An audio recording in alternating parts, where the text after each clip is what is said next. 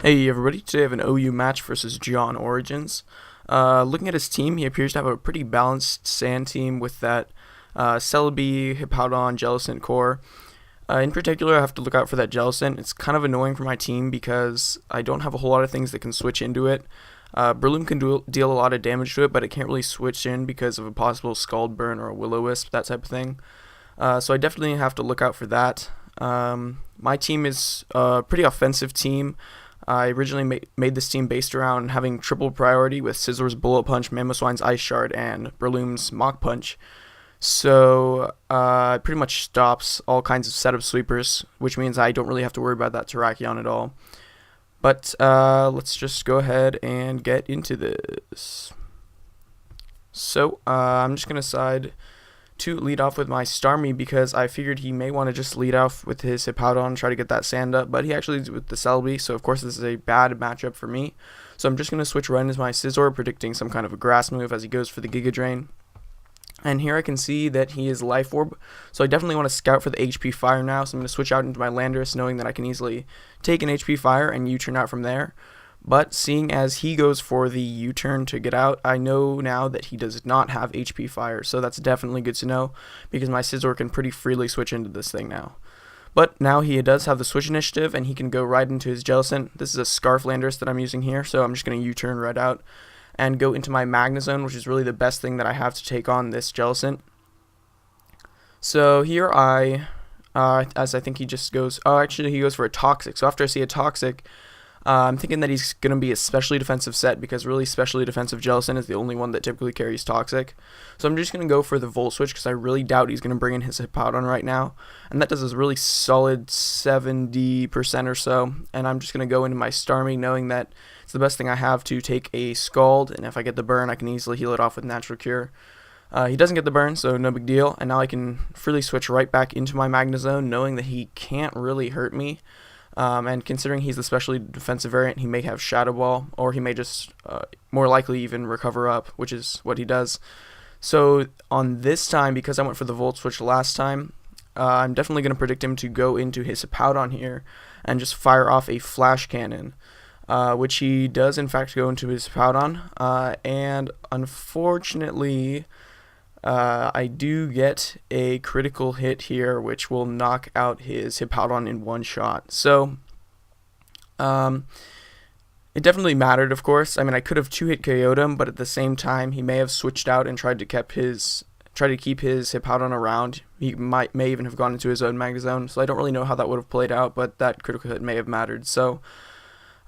Here I figure why would he bring in his Celebi unless he has Earth Power, right? So I'm just gonna switch out into my Landorus to evade the Earth Power, but no, he actually predicts that switch really well and goes for the HP Ice and takes me out. So that was really an excellent play on his part. I definitely didn't see that one coming. But now I do have a free switch into my Scizor. I could Pursuit Trap him here, but at the same time I really can't because he has a Magnezone and I can't be locked into Pursuit versus a Magnezone. So after he U-turns out, and he just goes into his Jellicent after seeing that I don't Pursuit, I'm just going to go for my own U-turn and go right back out into my Magnezone. Because now that his Hippowdon is out of the way, I can Volt Switch very freely. And nothing on his team can take it really well because his Celebi is already getting worn down by the Life Orb and Sandstorm damage. As he just decides to go into his own Magnezone, which can definitely take the Volt Switch, but I do get the Switch initiative here. I probably would have gone into my Landorus, but my Landorus is dead to that HP Ice. So I'm going to go into my Mamoswine, knowing that this is now a pretty good time to set up my Stealth Rock, even though we're a little bit into the game, but still very nice to have. He's obviously going to switch out fearing the Earthquake. He's going to go right back into his Jellicent, and I'm just going to set up my Stealth Rock once again. Or not even once again, but just to get that up. But now I can switch right back into my Magnezone because even a Scald really isn't going to do that much to me. Unless he gets a burn, that would be kind of annoying, but he is just going to go for a Scald. He does not get the burn, which is pretty nice, and that really does not do very much damage.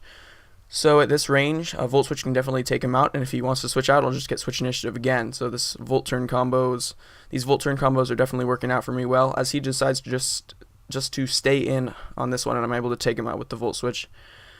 And at this point, I'm going to go into into my Mamoswine because I kind of figure he doesn't have too much that can deal with my Mamoswine. He's going to go into his Terrakion. I don't know what set he is yet, so I'm going to go into my Starmie, predicting a close combat, which he does go for. This is a bulky Starmie, so I'm able to take that pretty well. Based on that damage, I'm thinking that he's Scarfed because I think Banded does quite a bit more than that. So at this point, he is just going to switch out into his Celebi, as I am just going to, actually no, I'm going to double out into my Scizor, predicting him to go into his Celebi. There we go. So that definitely worked out well for me, because now I can freely U-turn once again, and once again I do not want to go for the Pursuit because he does still have that Magnezone around. So I'm just going to fire off that U-turn, maintain my offensive momentum here. It's going pretty well for me, and I'm able to go right back into my Mamoswine.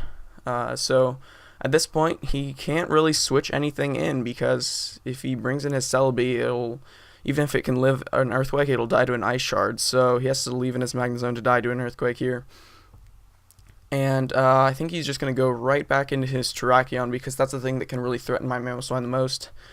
But at this point, I really don't need my Mamoswine anymore, so I'm just going to fire off an Ice Shard, get a good chunk of damage off, and let him take me out with the close combat. So this is still looking pretty good for me, because at this point I can easily go into my Breloom and threaten him out with the Mach Punch, which is exactly what I'm going to do.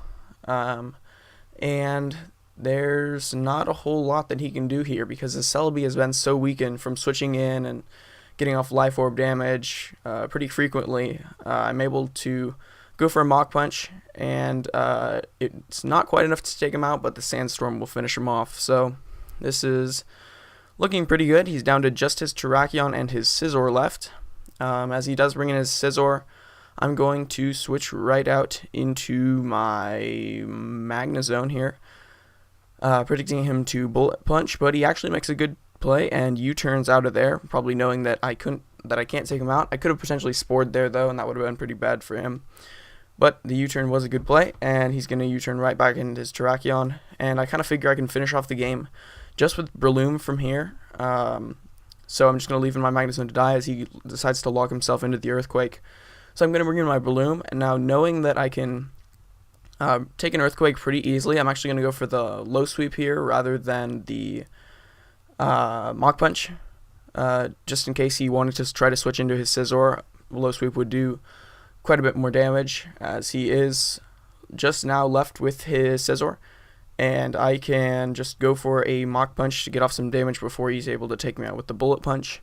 But I do still have my Scizor and my Starmie left, so there was actually no move that he could have gone for that would have hit all of my remaining Pokemon neutrally. So Bullet Punch was his best option to just take me out before I could kill him.